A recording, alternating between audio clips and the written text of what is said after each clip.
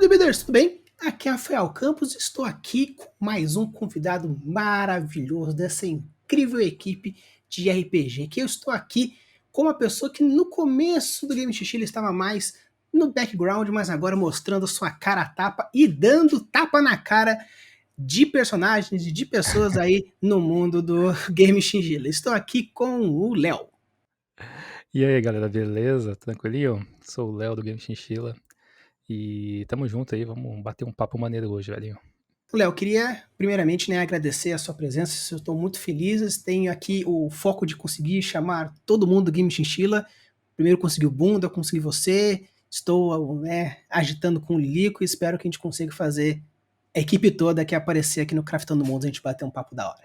Olha aí sim, cara. Conseguiu. Você sabe que o Lilica ele é o Pokémon raro do Game Chinchilla, né? Não sei se você, se você sabe aí, mas o Lilica ele é um cara assim, difícil às vezes. Então, conseguir aí o bate-papo com ele, você manda pra mim que eu quero escutar aí, porque o Lilica é um cara também, ao mesmo tempo que ele é um Pokémon raro, ele é um Pokémon muito habilidoso, então ele manja muito e é um cara muito gostoso de conversar. E gostoso, ponto. Então já fica já esperto, porque eu já marquei com ele e quando ele estrear o canal dele, dando spoilers aqui do futuro, ele vai fazer que a gente vai fazer um negócio conjunto da hora. Você vai ver, vai ficar muito foda. Massa. Mas a gente tá aqui para falar com o Léo. Vamos lá. Então, Léo, a galera aqui do Craftando Mundos, alguns que não conheciam o Game Chinchilla, eu já dei uma introdução com uma entrevistinha que eu fiz com o Vinzão, falando um pouco sobre a ferradura, depois eu trouxe aqui o Léo e a galera começou a ver mais as campanhas e conhecer mais o trabalho do Game Chinchilla. Mas eu queria perguntar para você, o que te fez sair do background e entrar como um personagem jogável dentro da campanha só na Lua Sangrenta? Não apareceu antes? O que aconteceu para dar essa troca? Cara, acho que foi uma questão de timing, na real, sacou? É, quando eu entrei pro Game Chinchilla, a gente tava fazendo a segunda temporada, né, do Jogando RPG. E eu entrei no Game Chinchilla, na verdade, pra suprir um outro quadro que era o programa de indie. Eu fazia esse quadro com o Vitor, né, o Jonas lá da campanha. E foi uma coisa assim que é isso, né? O grupo já estava feito, tinha uma aventura rolando, acabou que eu estava me especializando mesmo em edição, sacou? Em essa coisa do videomaking mesmo. E eu meio que abracei essa coisa do backstage aí por conta de, além da necessidade, né? Claro, o Game Chinchilla ele é um projeto muito ambicioso e com pouca mão de obra, né? Então foi meio que necessário aí eu abraçar essa coisa do videomaking aí, ficar mesmo um pouco no backstage, né? E, enfim, entrei na segunda temporada, a terceira temporada já estava meio que engatada também, e aí é aquilo, né? A gente não sabia se a gente ia fazer uma quarta, ficou essa coisa no ar aí, né? Pra saber se ia rolar mais um jogando RPG no meio, e acabou que a gente teve essa ideia do financiamento coletivo, foi financiado. E na própria sala de roteiro ali, porque eu não sei se as pessoas sabem, mas o jogando RPG não é que ele é roteirizado, mas a gente escreve a aventura que o pessoal vai jogar junto, né? Então, quando dessa vez o Bunda jogou, então ele não pôde participar dessa parte aí. Ele vive reclamando, né? Que a gente não conta nada pra ele. Mas, então eu acabei ali na sala de roteiro. Eu acho que a gente estava criando alguma coisa em relação a origens, né? O alicerce ali da história. E surgiu essa coisa, pô, por que a gente não faz um personagem e você não joga, né? Essa coisa de você jogar ali, talvez uma participação meio breve, pequena. E fomos escrevendo a história, e esse personagem que a gente criou para mim ali foi ganhando alguma responsabilidade, sacou? E, cara, foi o bagulho crescendo, e quando eu vi, eu tava lá na mesa jogando, sacou? Foi uma coisa assim muito louca mesmo. E um adendo aí, inclusive, o meu personagem, a história dele, eu não sabia o que ia rolar. Eu sabia quem que ele era. Eu sabia o que estava acontecendo no mundo, mas eu não sabia como ia ser a minha aventura, o que ia acontecer, com quem eu ia encontrar, o que eu tinha que fazer, né? Tudo isso aí quem resolveu. Desculpa.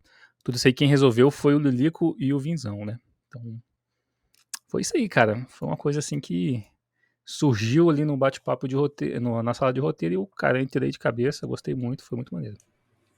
Então quer dizer que você tinha algumas. Você conseguia algumas informações privilegiadas até um ponto, aí depois que você entrou na mesa, você parou de participar da de roteiro também. E mais ou menos, mais ou menos. A base da aventura toda eu escrevi junto com os meninos, né? Com Lili e com Vinzão. Então, vamos dizer assim, que eu sabia o que ia acontecer na mesa principal.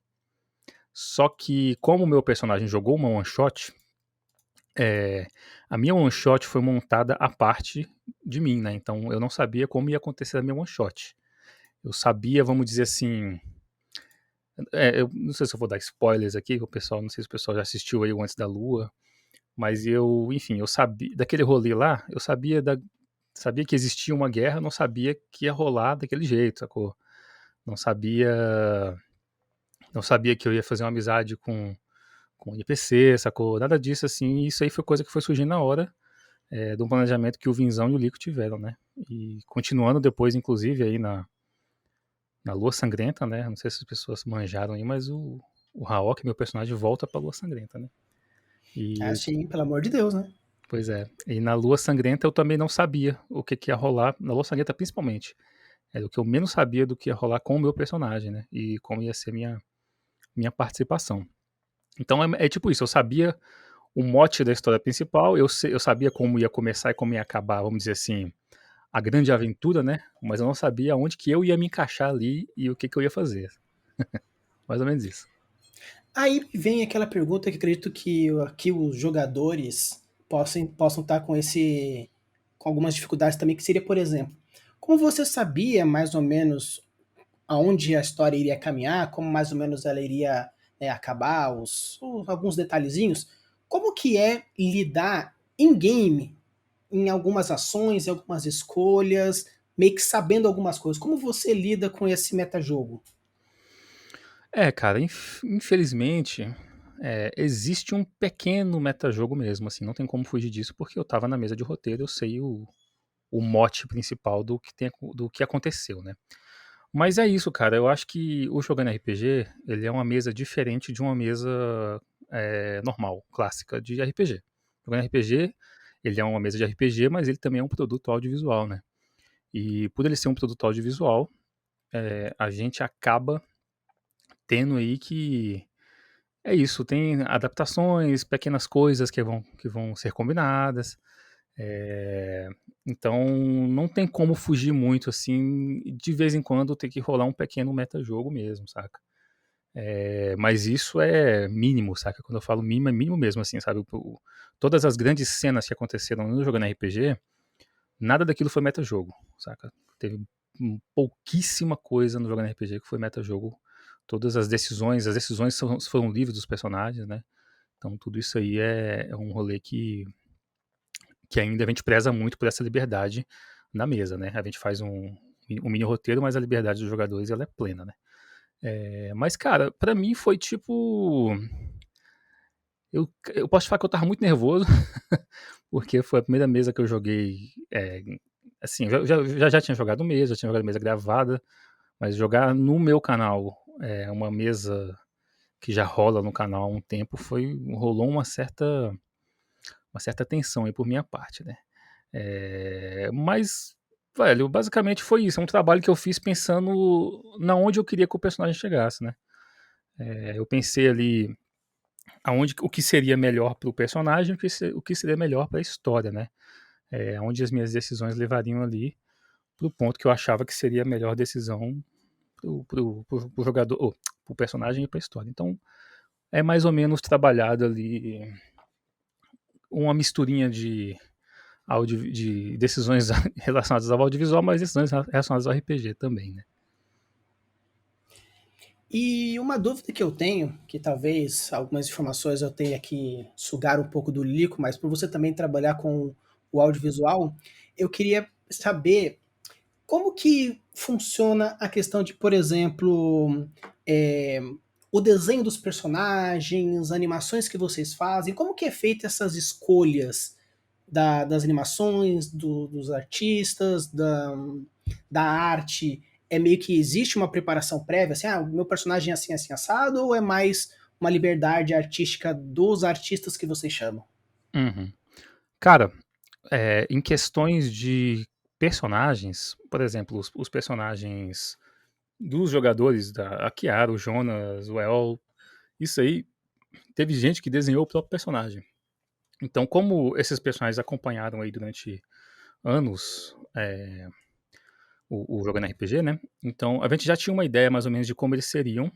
Então, foi passar essa ideia pro artista para ele colocar no, vamos dizer assim, no pincel dele, sacou? Pra ele fazer como ele interpreta, como seriam essas interpretações dos personagens, sabe? É tipo, sabe a revista Laços da Turma da Mônica? A gente sabe que a Mônica, a gente sabe ali que ela existia num traço original, numa ideia original, mas que rolou uma adaptação a um artista depois, então ele fez uma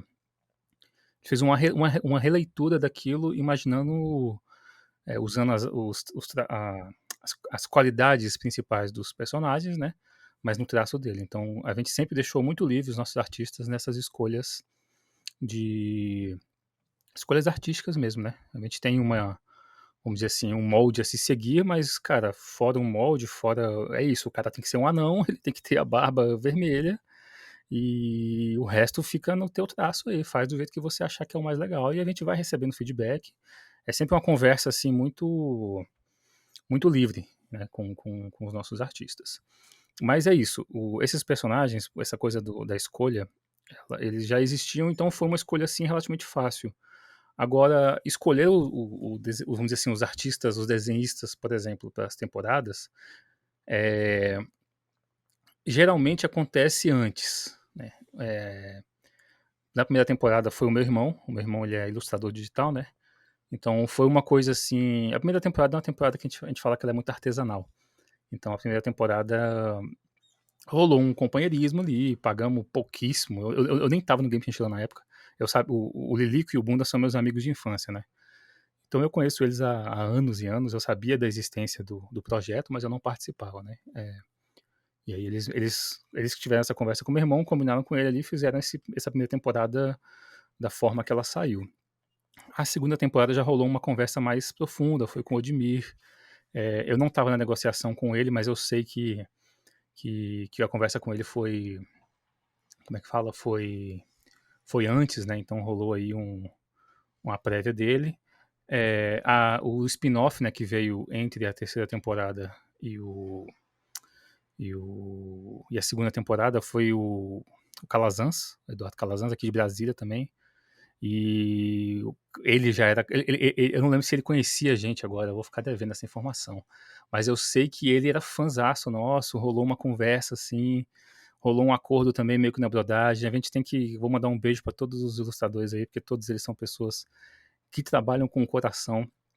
Porque trabalhar com ilustração no Game Chinchilla, enfim, cara, é um trabalho assim que a gente fala que é um trabalho quase escravo, sacou? Os caras são muito gente boa, eles trabalham, a gente paga eles, mas a gente não consegue pagar o valor real deles, obviamente, né? O Game Chinchilla ainda é um canal pequeno. Mas enfim, cara, rolou essa conversa com o Calazans e ele topou fazer o spin-off. O spin-off saiu e aí já tava com a terceira temporada mais ou menos engatada ali. Ele também topou fazer a terceira temporada. Fez a terceira temporada inteira, e aí foi, cara, é isso, a gente vai conversando, vai revoltando conversas, tanto que pro segundo spin-off, que veio logo em seguida, que foi, se eu não me engano,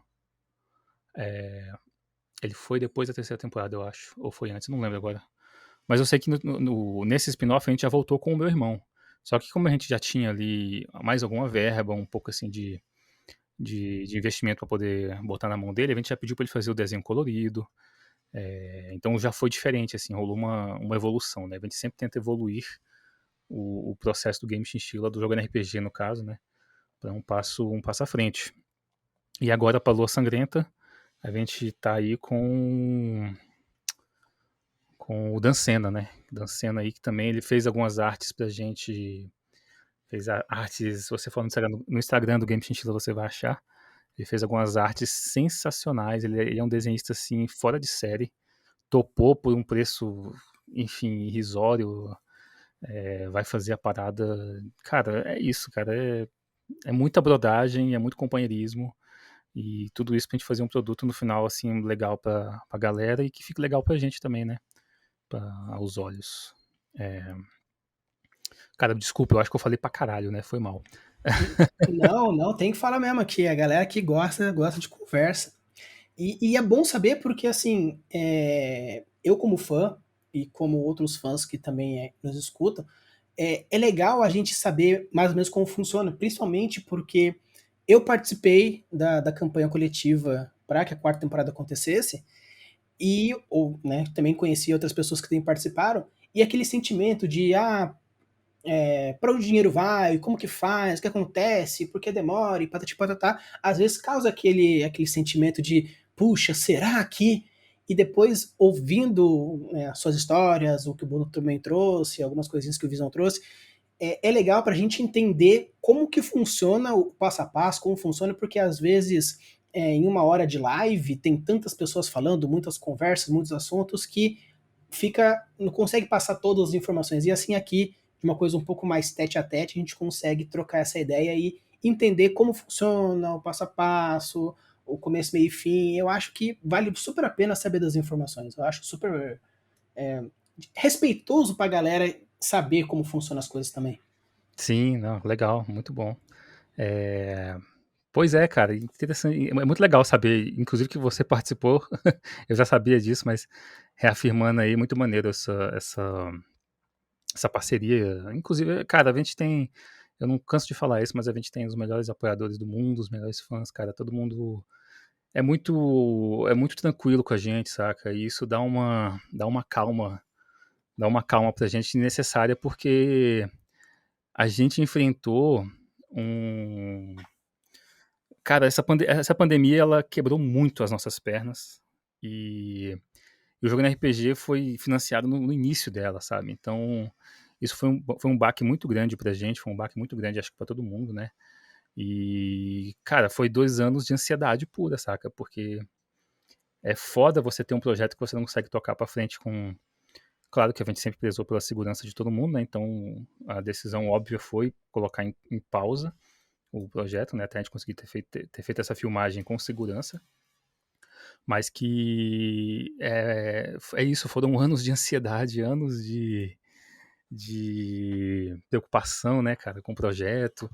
E, cara, nunca recebemos uma. Assim, a gente, do pessoal que apoiou, cara, a gente nunca recebeu uma reclamação assim, tipo, cara, vocês roubaram dinheiro, vocês sumiram, desapareceram com a parada. Fala, velho, jamais, sacou? Tipo, isso é uma coisa que não tem nem como existir essa opção, saca? A gente pode se brigar, se matar, mas a gente vai entregar o produto e vai sair jogando RPG do jeito que foi prometido, sacou? Então, é isso, cara. Muito obrigado aí você, muito obrigado a todo mundo aí por ter tido essa paciência com a gente aí. E saibam que tá vindo, tá vindo e tá vindo bonito. Vai ser bem legal. Né, só pra galera que já viu, né, a pré-temporada, já consegue já ter uma noçãozinha de como funciona, você que conhece o histórico do Game de Sheila, primeira, segunda, terceira temporada, você vê a evolução, é só uma tendência só de crescimento, e então, olha, vou dizer pra vocês, é algo que vale a pena, e qualquer coisa, se vocês quiserem cobrar o Léo, o Vinzão, o Bunda, toda a galera do Game Chinchilla, vai no DOF, que vai acontecer agora em junho, e cobra eles pessoalmente. Fala, eu quero a quarta temporada. E vai lá cobrar eles pessoalmente, que eu tenho certeza que eles vão dar uma resposta para vocês. Boa, boa, pode ir sim. Né? E Léo, você falando que participou da questão de roteiro, eu queria perguntar para você o seguinte. Quando a gente fala sobre criação de mundos, né, o Vinzão ainda mais pelo fato de ter construído toda a lore do Jogando RPG, toda a lore da Ferradura e do mundo que ele criou e tudo mais, como que trabalhar esse brainstorming, considerando que vocês têm toda uma história, todo um legado, como que essa troca de ideias? É uma coisa onde o Visão já chega com alguma coisa e vocês complementam, vocês pensam em casa e vão jogando e depois vão construindo? Como que funciona esse brainstorming coletivo em cima da construção de uma campanha, de um mundo, de uma história? Aham.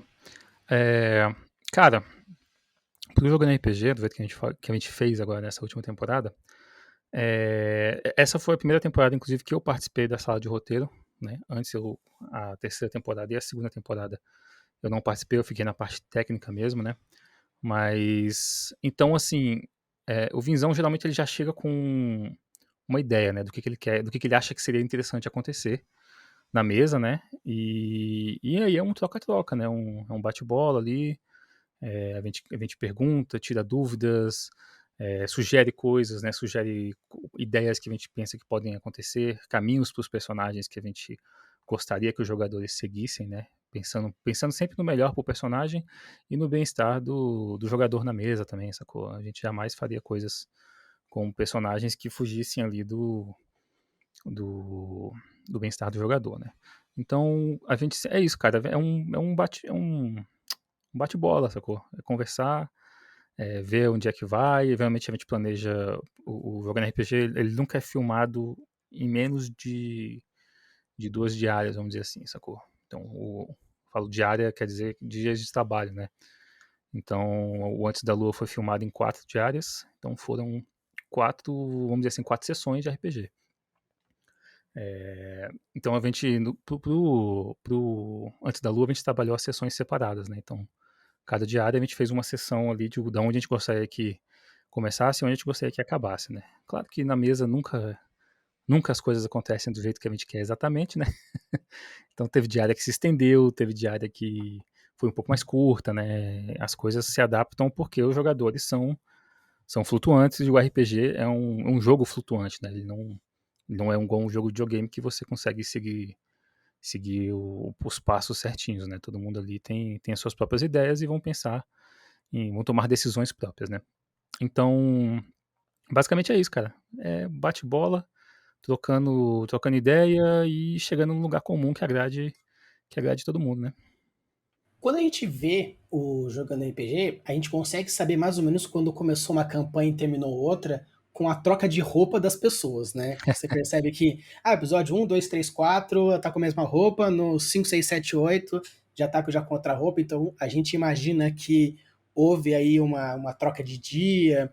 Sim. É, aí eu queria saber, as reuniões de roteiro acontecem também entre sessões, do tipo, acabou a primeira sessão de trabalho, acontece alguma reestruturação de roteiro, uma readaptação dependendo do que houve a escolha, ou é mais do tipo aquele primeira roteirização gigante, pré-sessão e depois só vai acontecendo?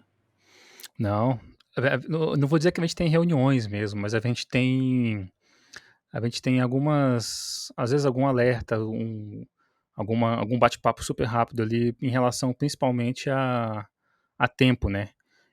É, essa a Lua Sangrenta em especial, ela foi filmada em um teatro. Então a gente alugou um teatro e o tempo de estadia no teatro ele é limitado, né? Então a gente tinha uma janela de trabalho de tantas horas, né? Então a sessão tinha que começar e tinha que acabar dentro dessa janela, né? Então o que aconteceu na verdade, em especial aí no Antes da Lua, foi que, por exemplo, teve dia que a janela estourou, a gente passou da cota que podia, claro, negociamos com o pessoal do teatro e tal, mas aí o que rolou foi, cara, a gente vai começar, porque, enfim, porque batalha é longa, às vezes as coisas se enrolam um pouco, mas de conversar, fala, velho, amanhã a gente tem que acelerar o passo um pouco, sacou?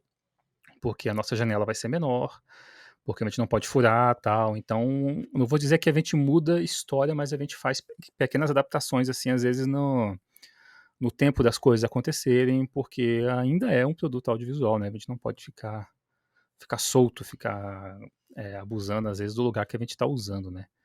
E da Lua Sangrenta isso rolou algumas vezes. Aí uma outra pergunta, foi colocado pro Vinzão, né, sobre a questão da traição da roupa e tudo mais e tal. E ele disse em algumas conversas que ele conversava com os jogadores, né, principalmente com ela, assim, na questão se ela quer manter essa linha de raciocínio ou não.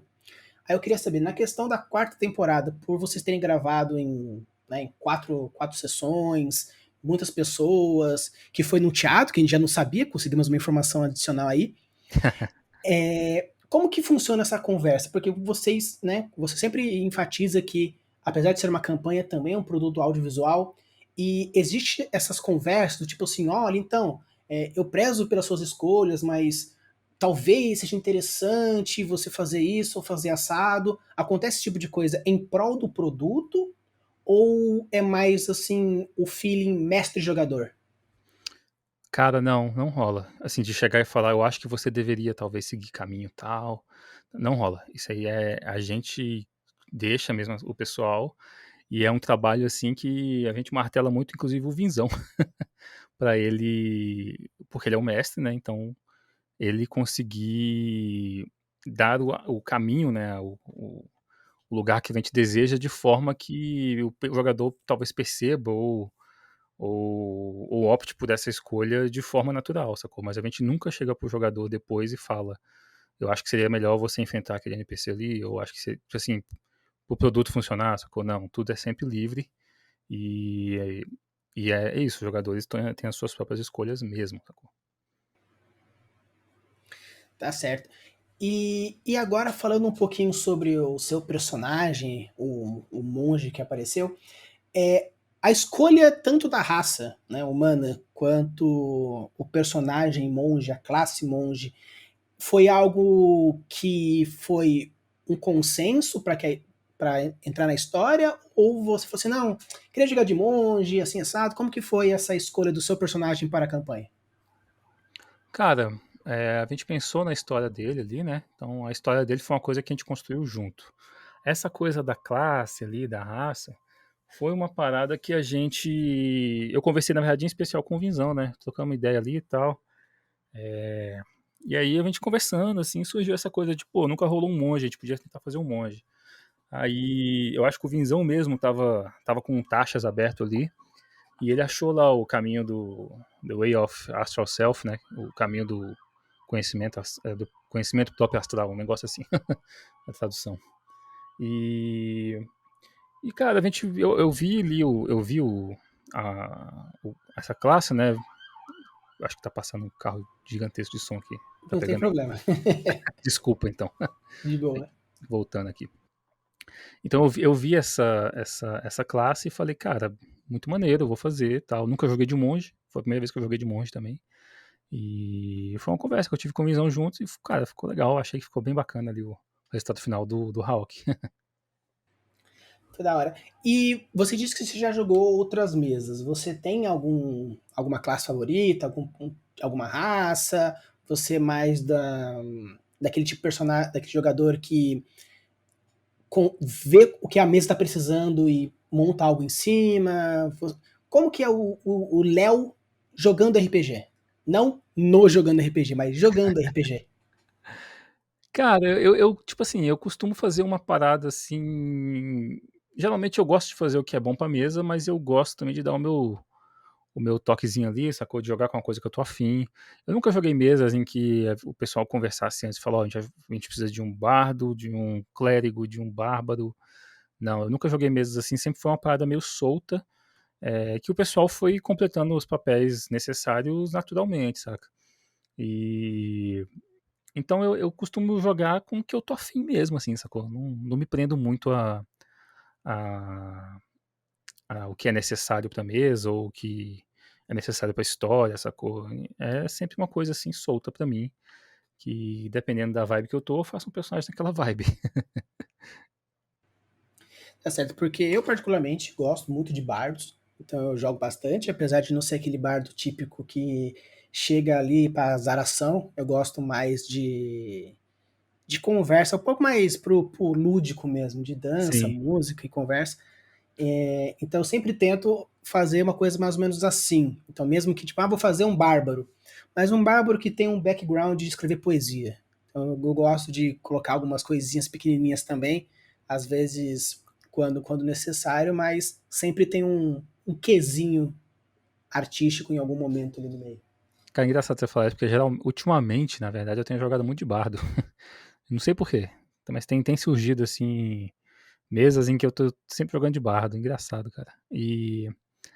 E eu tenho um pouco disso também. Geralmente eu não consigo fugir muito do personagem da forma que eu sou. E é engraçado porque eu sou formado em artes cênicas, né? Então, o personagem do RPG, eu tenho às vezes até um pouco de dificuldade de montar uma personalidade diferentona pra ele, que foge muito de mim, sacou? Eu acho que é exatamente porque quando eu tô jogando RPG, geralmente é um momento em que eu tô ali pra relaxar, pra me divertir. Então é engraçado isso. Os personagens que eu costumo fazer, o jeito que eu jogo com eles, geralmente a personalidade dele parece muito com a minha mesmo, sabe? Legal, então fica aí a dica pra galera aí que curte analisar e achar easter eggs. Quando sair a quarta temporada, vamos ver o que é Léo e o que é monge ali no meio, hein? Tem muito Léo, mas também tem um pouco de monge também, não tem como fugir, mas tem muito Léo também.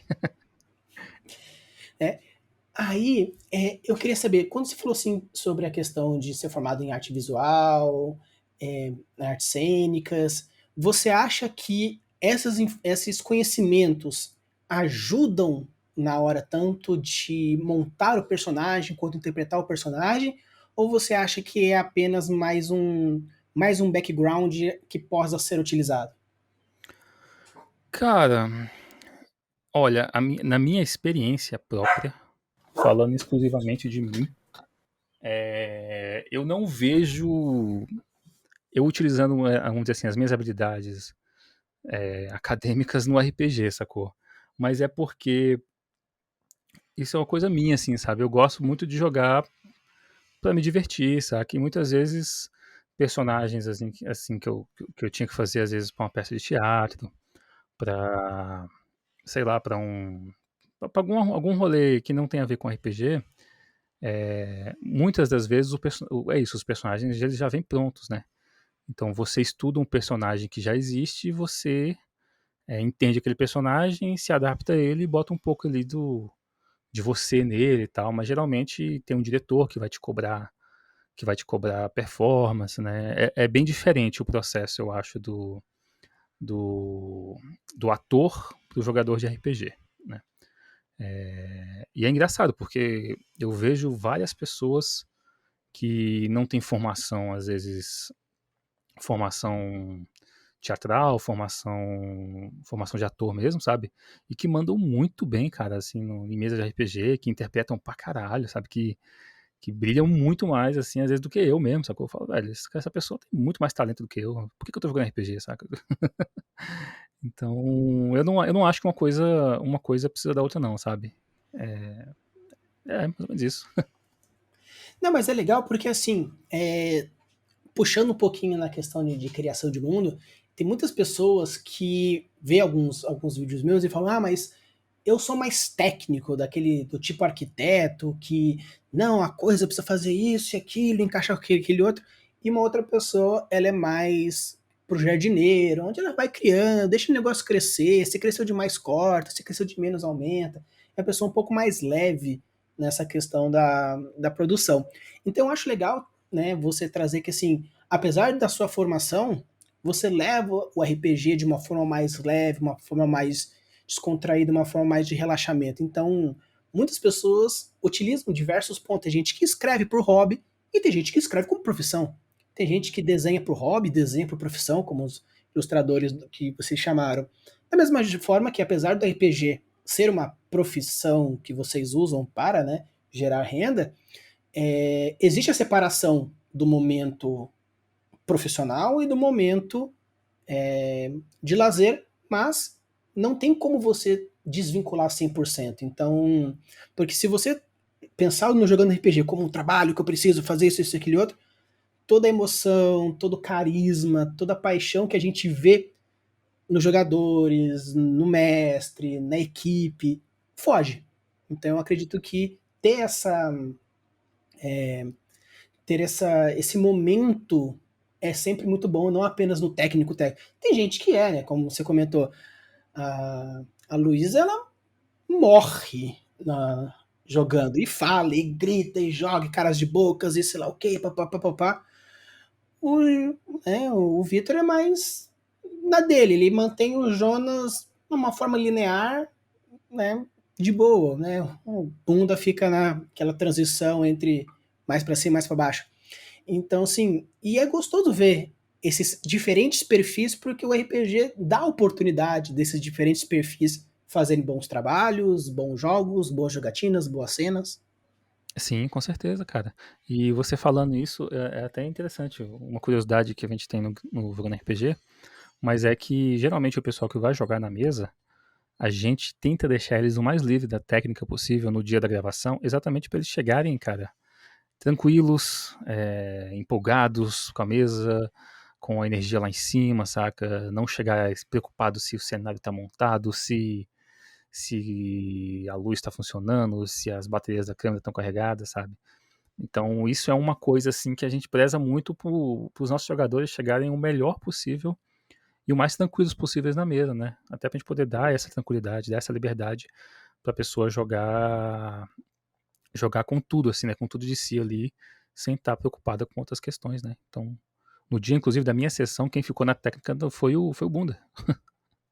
Ali no Antes da Lua, quando você pode ver ali, que eu tô com o Vinzão jogando na mesa, mas quem tá na técnica ali naquele dia é o Lilico, como acaba que ele sempre tá na técnica, mas o Bunda também, ou nesse dia, trocou comigo pra gente poder ficar, pra eu chegar assim, pensando mais no meu personagem, pra eu deixar minha mente mais focada na mesa, no jogo em si, né? E não tanto na parte da montagem audiovisual, né? Então tem essa curiosidadezinha aí bacana. Show de bola. E você, né, como você comentou no comecinho do episódio, que você entrou mais, quando você foi chamado para o Game Shield, como você participar mais para entrar naquele projeto dos jogos indie, né? E eu queria saber, por que, assim, quando você entrou nesse projeto, você entrou pensando mais na questão de RPG, você gosta muito de jogo indie, como que é a sua relação com esse tipo de plataforma, esse tipo de estilo de jogo? Cara, quando eu entrei no Game Chinchilla pra fazer o programa de indie, eu sempre fui apaixonado por jogos indies, né? Porque eu sou um cara, assim, que eu gosto muito de jogo retrô. Eu gosto muito dos clássicos do Super Nintendo, gosto muito dos clássicos do Mega Drive. Então, esses jogos sempre foram muito importantes pra mim e, de alguma forma, o mundo dos jogos indies abraça, às vezes, o estilo artístico, às vezes, a pegada desses jogos clássicos de forma. Eles têm uma coisa do criativo, assim, que me atrai muito, sabe? E na época que me chamaram pra fazer esse programa no Game Chinchilla, foi foi uma época que eu não estava ativo no RPG. Eu já jogava RPG, joguei RPG na minha infância, na minha adolescência, na verdade, mas eu não, eu fazia anos que eu não jogava RPG. Então eu entrei assim para esse programa meio que exclusivamente, sabe? Na época também o canal, o Game Chinchilla na época ele era um canal que ele era, vamos dizer assim, ele era um canal meio comunista, sacou?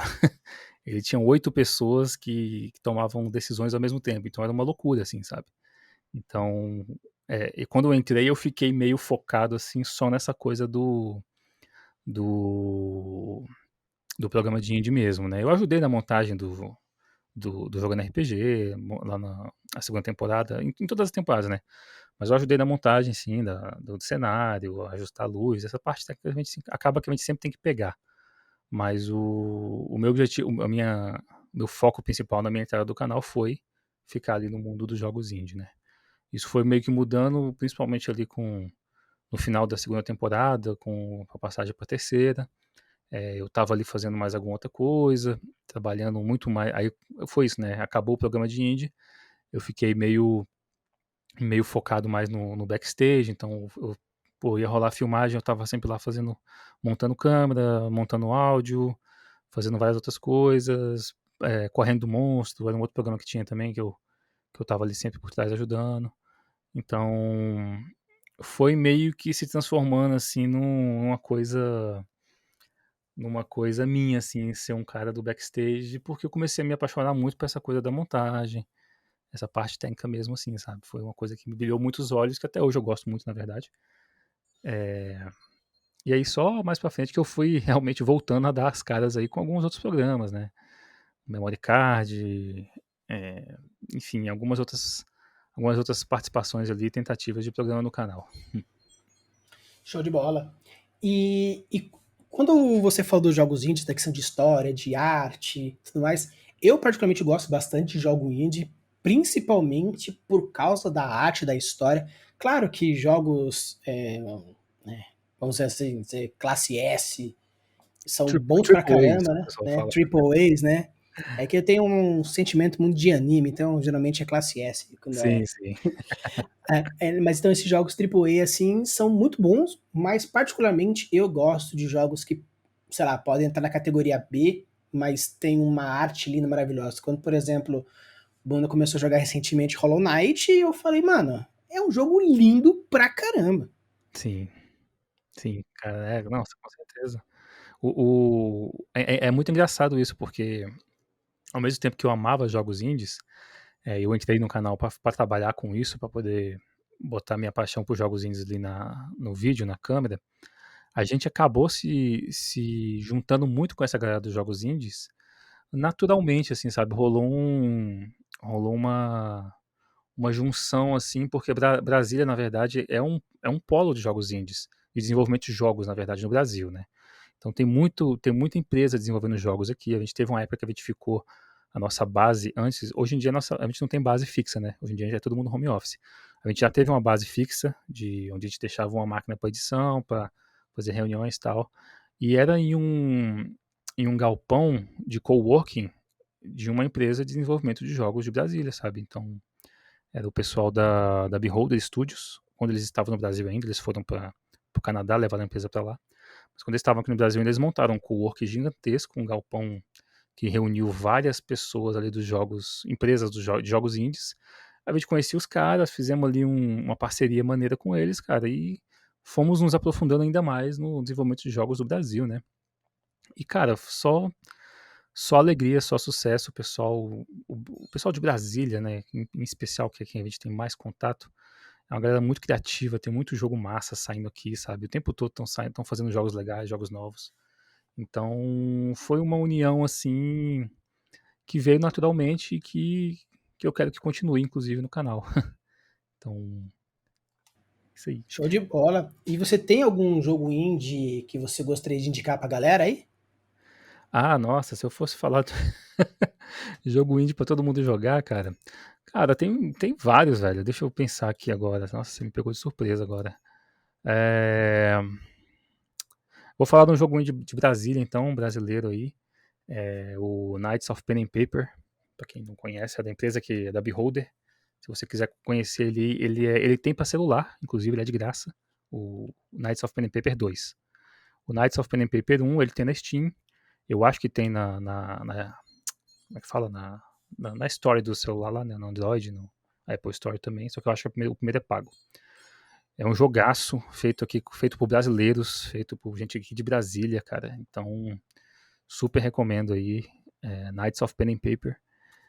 Se quiser um jogo internacional indie, cara, pode ser um Moonlighter também. Moonlighter é bem legal. Eu tava jogando Moonlighter faz pouco tempo.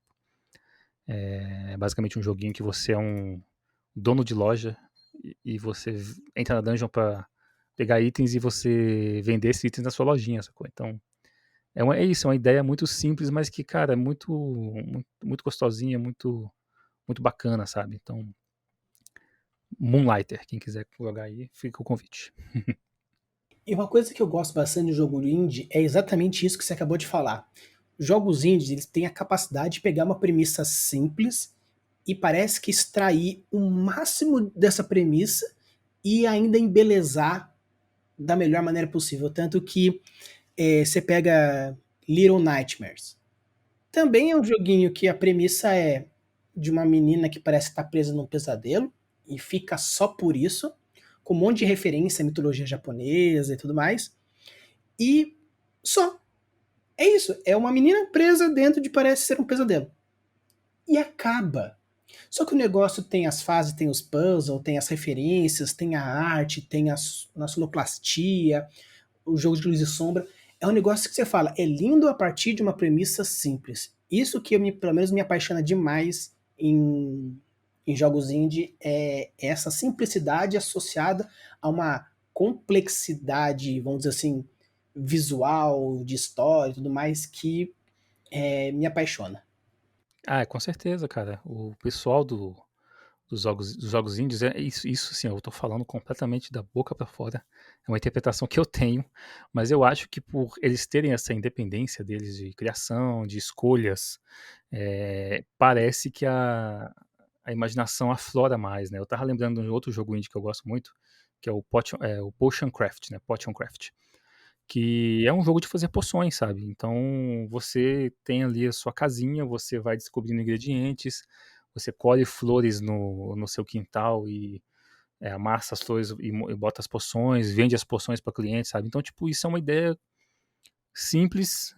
Eu não vejo isso em um AAA, o pessoal fazendo um puta de um jogo gigantesco disso, mas que encaixa muito bem nos jogos independentes, porque é uma ideia simples, uma ideia fazível, uma ideia que às vezes uma pessoa só consegue fazer, sabe? Então, existe, eu acho que essa liberdade criativa do desenvolvedor indie, que eles presenteiam a gente com vários jogos fantásticos aí. Sim, com certeza. Tanto que eu particularmente gosto de, quando jogo alguma coisa, tentar puxar o máximo de informação possível. Né, você comenta que você gosta de trabalhar no backstage, colocando a câmera no ângulo certo, melhor captação de som, luz, captação disso, captação daquele outro, que se você for ver, faz uma diferença. A galera que talvez não conheça o funcionamento por trás, cara, se vocês tirarem a luz no posicionamento correto, trocar a lente da câmera, colocar um ângulo de áudio diferente, o produto fica muito diferente. Sim, com certeza, cara. E o jogando RPG, o Game Chinchilla, desde sempre, a gente tenta tirar o melhor com o que a gente tem, né? Então, as nossas câmeras não são as melhores, a nossa captação de áudio não é a melhor, nossos aparelhos de luz não são os melhores, mas a gente sempre tenta pegar isso e é isso, afinar da melhor forma possível com o que a gente tem, né? Porque, infelizmente, o mercado de audiovisual, ele é um mercado caro, sabe? Os equipamentos profissionais são caros, né? Você tem uma câmera hoje em dia, uma câmera que filma mesmo, uma, uma, uma câmera boa mesmo, cara, você vai gastar pelo menos aí R$ 50.000 em uma câmera, sabe? Então, é um valor, assim, inalcançável pra gente que é um canal de YouTube pequeno, sabe? Tudo é feito, assim, no amor mesmo e vamos tentando se tirar o melhor do que a gente tem ali, né? Então, cara, é isso. É um trabalho muito, muito artesanal ainda. Mas apesar de ser artesanal, uma coisa que eu vi, né, fazendo alguns cursos de YouTube, né, porque você fala de canal pequeno, no meu canal, ai meu Deus, que sofrência, a gente tá crescendo firme e forte. Vai sim. Mas assim, a gente vê que muitas vezes pode ser que não seja o melhor áudio, melhor câmera, mas o tecnicismo, a qualidade e a paixão, eu vejo que vale muito. Tanto que a primeira temporada foi muito na broderagem, muito no artesanal, já na segunda você percebe que existe uma evolução, mas particularmente eu vejo muito mais uma evolução das pessoas, né, o mestre como evoluindo, os jogadores evoluindo, a história evoluindo, do que a qualidade. Obviamente, você percebe a evolução, mas o carinho é tão grande, tanto na primeira quanto na segunda, que eu sinto como uma unidade única que deu o próximo passo. Não que antes era ruim e agora melhorou, mas sim era bom e deu o próximo passo em sentido à excelência. Eu Sim, tenho essa impressão. sim, eu concordo bastante também. Os aprendizados que a gente teve com o Game Chinchilla, isso eu posso dizer pra todo mundo aí, eu tenho certeza que todo mundo, cara, saiu do jogando RPG ali com um aprendizado, com uma evolução pessoal, sabe? Cara, como é que fala? É bem claro, assim, né? Que a gente evoluiu bastante em questão, inclusive, de equipe, né? Como trabalhar junto e tal. Então, isso é uma coisa, assim, fantástica mesmo. Sei com certeza. E, Léo, me fale um pouco mais, agora que a gente já está começando a encaminhar mais para os finalmente, como que é fazer uma carreira solo, entre aspas, na Twitch? Como que nasceu isso? Cara, isso foi muito louco, assim, sabe? A gente entrou na época da pandemia, né? A gente tava com o canal parado assim, a gente levou um tempo o canal fazendo lives e tal, mas é isso, assim, eram tentativas que elas foram maravilhosas, a gente gastou muita energia fazendo elas assim para ficar o melhor possível, né? E nada disso a gente se arrepende, com certeza, mas que a gente fez várias coisas e chegou um ponto em que a gente percebeu que talvez fosse a hora, tipo assim, da gente dar um tempinho mesmo, né, no Game Chinchilla, ficar um tempo ali em ato, tocar algumas coisas da vida, enquanto a pandemia não dava uma trégua pra gente poder fazer o Jogando RPG, né. E aí nesse período, cara, eu tava com vontade de fazer alguma coisa. Infelizmente o YouTube ele não é a plataforma que mais abraça você com você fazer lives casuais, sabe? O Game Chinchilla a gente tem um perfil de fazer live sim, mas a gente sempre pensa num tema, num desenvolvimento para live. E eu falei, cara, eu acho que eu vou fazer um canal para mim para eu poder abrir e só conversar, jogar quando a hora que me der na telha, a hora que eu quiser fazer. E foi uma coisa assim meio que de para eu preencher o buraco artístico que eu tava no hiato do Game Chinchilla assim, sabe?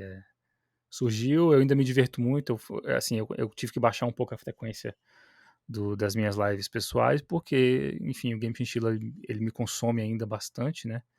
Mas que eu sempre tento manter alguma coisinha rolando ali para poder ter também uma coisa, às vezes uma coisinha minha mesmo, sabe?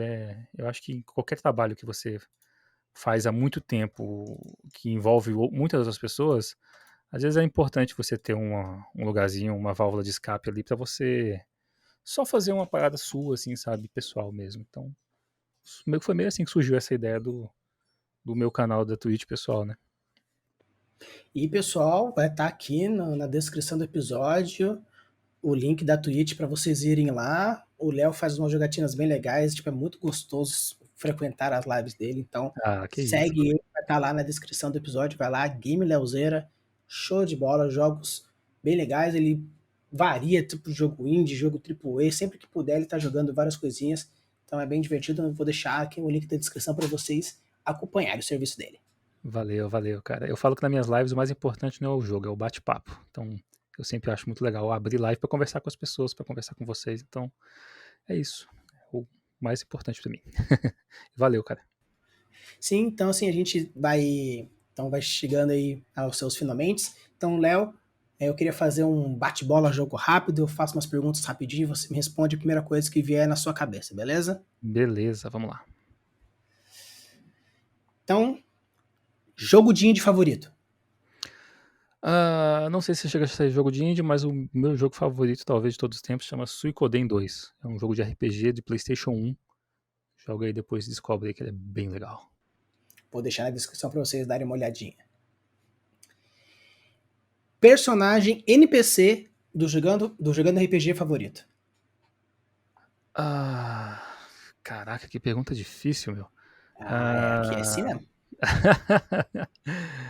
cara, velho, Derek. Acho que é o Derek. Acho o Derek, Adé. eu acho o Derek muito especial. Um cara que foi jogado no mar, depois voltou aí, o pessoal descobriu que ele era um anjo, então é um personagem que tá sempre presente aí no jogando RPG, que eu acho ele muito massa. Show de bola. Jogando RPG em uma palavra. Amor. Game Chinchilla em uma palavra. Eu acho que é amor também. É, pra mim, as duas coisas estão bem atreladas uma com a outra. E é um trabalho de amor, feito com amor para pessoas que eu amo, que são todos vocês. Léo pelo Léo. Não sei se eu. Não sei te responder. Isso já é uma resposta, ué. Pode ser. Perfeito. Então, pessoal, esse foi o Léo. Eu novamente gostaria de agradecer a sua presença, foi muito bom, foi muito divertido. Espero que a gente possa ter outras oportunidades, a gente poder conversar, sempre aparecer lá no canal da Meta Twitch para bater um papo, é sempre muito gostoso, sempre muito divertido. E boa sorte para você no seu canal, boa sorte para toda a equipe do Game Chinchilla. E esperem aí que não se preocupem, porque eu vou tentar trazer todo mundo, vou tentar trazer o Lilico, vou tentar trazer a Luísa, o Vitor e todos os outros jogadores, e também os jogadores especiais que aparecerem, quem sabe, a gente, né, sonha, mas um dia a gente alcança. Beleza?